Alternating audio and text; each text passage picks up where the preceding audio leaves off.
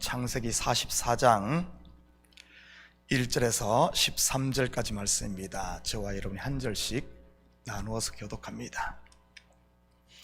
요셉이 그의 집 청지기에게 명하여 이르되 양식을 각자의 자루에 운반할 수 있을 만큼 채우고 각자의 돈을 그 자루에 넣고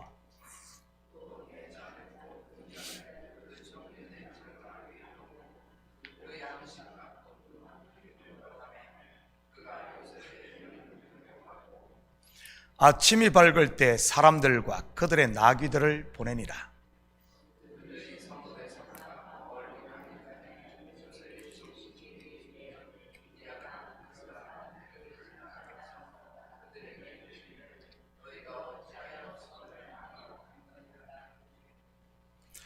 이것은 내 주인이 가지고 마시며 늘 점치는 데 쓰는 것이 아니냐. 너희가 이같이 하니 악하도다 하라.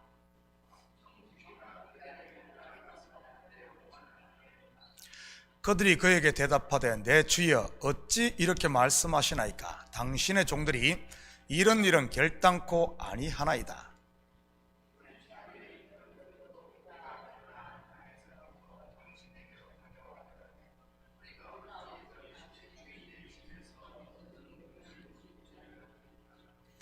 당신의 종들 중 누구에게서 발견되든지 그는 죽을 것이요 우리는 내 주의 종들이 되리이다.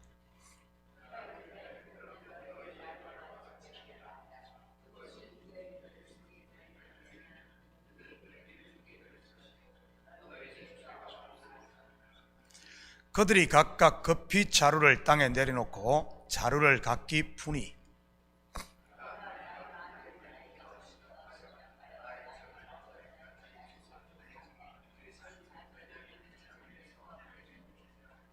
함께 읽겠습니다.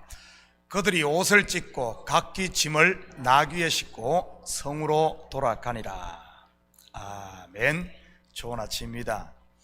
본문과 같은 상황일 때 쓰는 말이 무엇인 줄 아십니까? 미치고 환장하게입니다. 뭔가 될 듯 하며 일이 꼬이고 될 듯 하면 일이 더 꼬이니 말이지요. 오래전 성도 한 분의 삶이 이와 같았던 적이 있었습니다. 미국에 와서 처음 세탁소 일을 하셨던 사람들이었습니다. 한때는 한국에서 잘 나가는 사장님이셨는데 IMF로 인해 사업을 접고 이민을 온 분이었지요. 물론 자식들 교육을 위해서기도 하고요. 미국에서 한인들이 할 만한 것이 무엇이 있었겠습니까? 결국 아내분이 미싱을 좀 다루는 관계로 결국 작은 세탁소를 하게 되었습니다.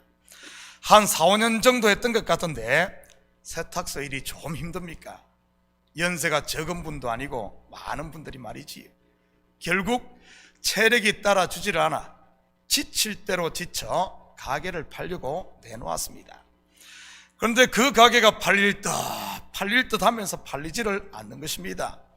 사겠다는 사람이 와서는 몇 개월 동안 매상 체크를 하고 이야기가 잘 되어 크로징을 하려고 하면 대출이 나오지 않는다든지 하면서 말이지.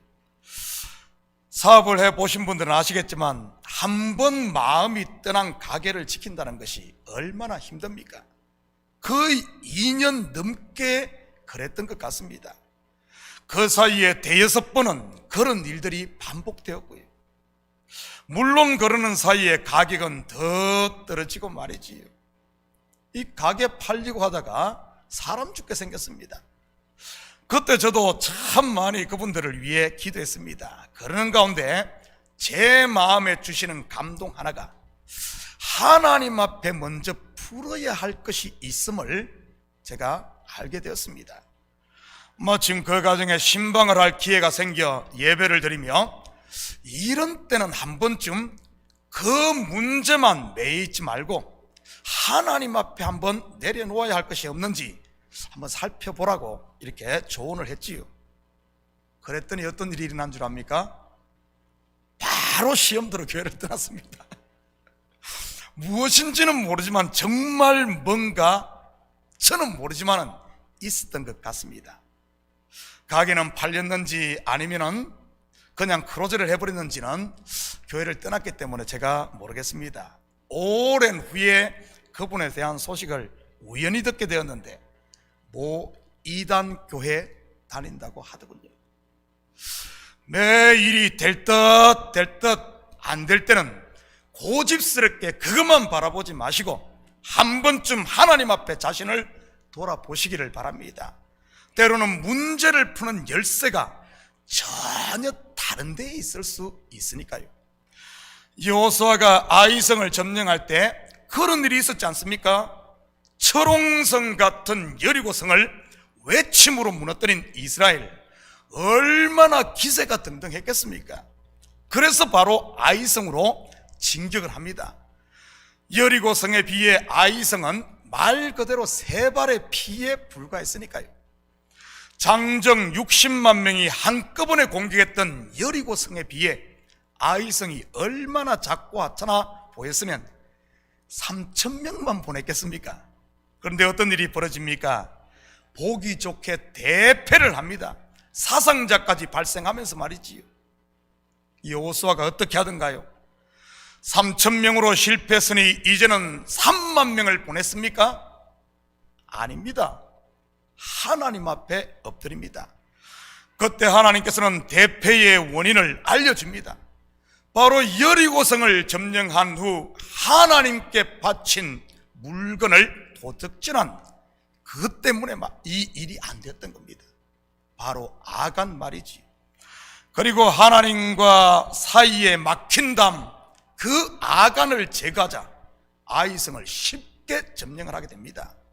실패의 원인이 전혀 다른 곳에 있었던 것이지.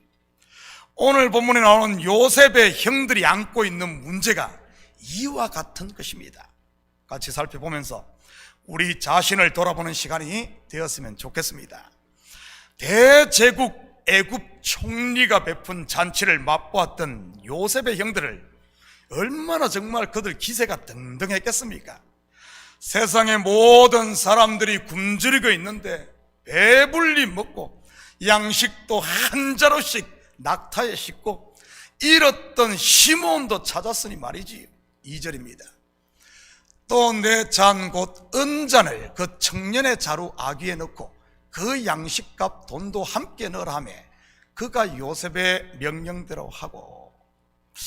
첫 번째 양식을 사러 왔을 때는 요셉이 형들의 자루에 가져왔던 돈을 도로 넣습니다. 그 이유가 무엇이라고 했습니까?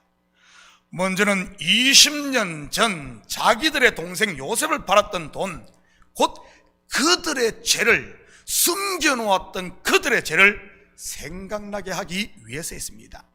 물론 그들은 자기들의 자루에서 돈 뭉치를 보자 그것을 기억했던 것이고요. 두 번째, 형들의 돈을 도로 자루에 넣은 것은 구속사적 관점으로 보면 요셉이 주는 양식, 곧 하늘의 생명 양식은 돈으로 사는 것이 아닌 은혜로 주어지는 것을 보여지는 것이라고 했습니다. 그런데 이번에는 형들이 가지고 온 돈뭉치뿐만 아니라 동생 베냐민의 자루에 자기의 은잔을 넣습니다. 왜 이렇게 요셉이 한 것일까요?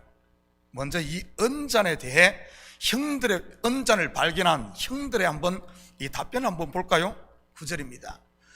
당신의 종들 중 누구든지 발견되든지 그는 죽을 것이요 우리는 내 주의 종이 되리이다. 그렇다면 여기서 잔이 갖는 구속사적 의미가 무엇인지 볼까요?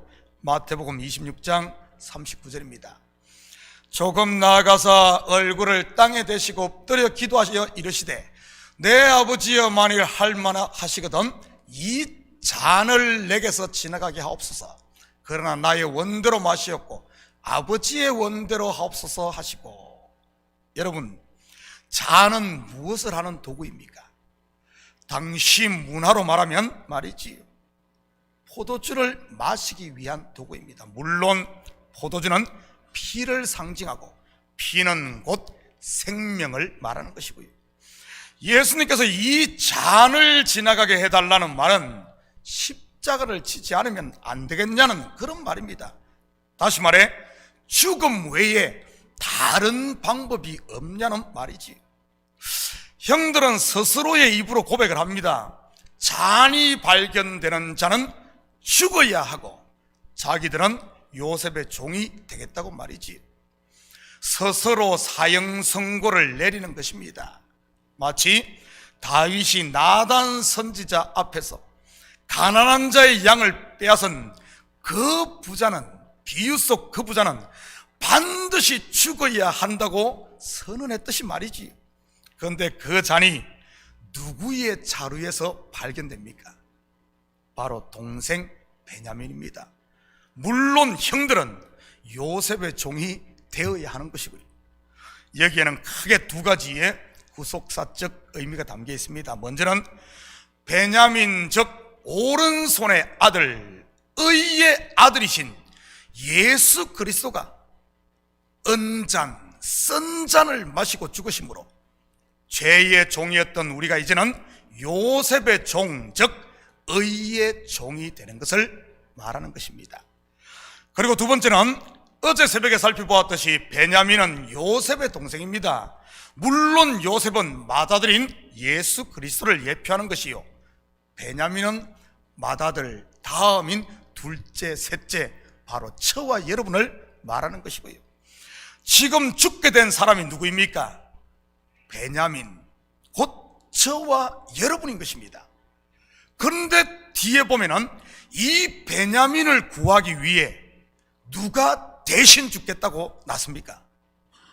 유다입니다. 물론 유다는 후에 육신을 따라 예수 그리스도가 나신 지파로서 예수 그리스도를 모형하는 것이고요. 베냐민 즉 나를 위해 누가 대신 죽는다는 말입니까? 예수 그리스도인 것입니다. 결국 요셉이 이 은잔을 베냐민의 자루 속에 넣었던 이유는 바로 형들로 하여금 자기의 죄에 대해 스스로 내리는 사형 판결, 즉 나에게는 더 이상 소망이 없음을 고백하게끔 하기 위해서 했던 것입니다. 물론 첫 번째 양식을 사러 왔을 때 스파이로 몰린 사건과 돈 뭉치를 통해 형들은 자기의 죄를 기억하게 되었던 것이고요, 사람이 마음으로 믿어 의에 이르고 입으로 시인하여 구원에 이르는 것과 같은 것이지. 죄를 깨달았으면 십자가 앞에 나와야 한다는 그런 말입니다. 가룟 유다도 자기의 죄를 알았지 않습니까? 자기의 죄를 깨달았잖아요. 그런데 그는 어떻게 하던가요? 그냥 자기의 갈 길을 그대로 가다가 결국 목매달아 죽습니다. 그에 비해 베드로는요, 부활하신 예수님 앞에 서지 않습니까? 그러자 죄사함을 넘어 예수님의 양을 치는 위대한 사도, 청지기가 되었던 것이고요. 물론 이들이 만나게 될 요셉은 첫 번째 만났던 두려운 애굽의 총리가 아닌 이제는 한 피를 나눈 형제 요셉이었던 것이고요. 사랑하는 성도 여러분, 오늘 하루도 문제가 잘 풀리지 않고 꼬이거든 고집만 부릴 것이 아니라 세상만 탓할 것이 아니라 먼저는 하나님 앞에, 말씀의 거울 앞에 서므로 하나님과 나 사이에 막힌 담은 없는지 확인하시고, 혹시 담이 보이거든, 발견되거든 다시 십자가 앞에 서므로 우리의 삶의 시온의 대로가 열리는, 그래서 형통의 복을 좀 누리며 사는 이런 하루가 되시기를 예수님의 이름으로 축복합니다. 같이 기도하십시다. 사랑의 아버지 하나님, 참으로 감사를 드립니다. 때로는 보면 당나귀처럼 어리석은 것이 우리 인생일 수 있습니다. 한번 고집을 부리면 꺾지 않고 계속 그 길로 가다가 아버지 하나님, 정말 낭떠러지에 떨어지며 지쳐 쓰러지는 그런 어리석음이 우리 속에 없는지 다시 한 번 더 아버지 하나님, 우리 마음을 살피게 하시고 성령께서 우리 속에 아버지 하나님 강하게 감동하여 주셔서 가던 길을 돌이키며 십자가 앞에, 말씀 앞에 서므로 아버지 하나님, 하나님께서 우리에게 복으로 주신 인생을 허비하며 낭비할 것이 아니라 잘못된 것이 있으면 과감히 털어내고 다시 십자가 앞에 복음 앞에서 주님의 아버지 하나님 일꾼으로, 아버지 하나님 그리스도의 정인으로 잘했다 칭찬 듣는 종으로 다시 세움받는 저희들 될수록 축복하여 주시옵소서. 아버지 하나님, 우리의 죄가 생각나거든 아버지 하나님 생각나는 것으로 끝나지 아니하고, 주여 내가 죄를 범하였나이다 십자가 앞에 고백함으로 아버지 하나님 이전보다 더 청결한, 그래야 우리 마음속에 샬롬 솔로몬 곧 여호와께서 사랑하시는 자가 아버지 하나님 다시 아버지 하나님 열매를 맺는 이런 역사가 있게 도와주시옵소서.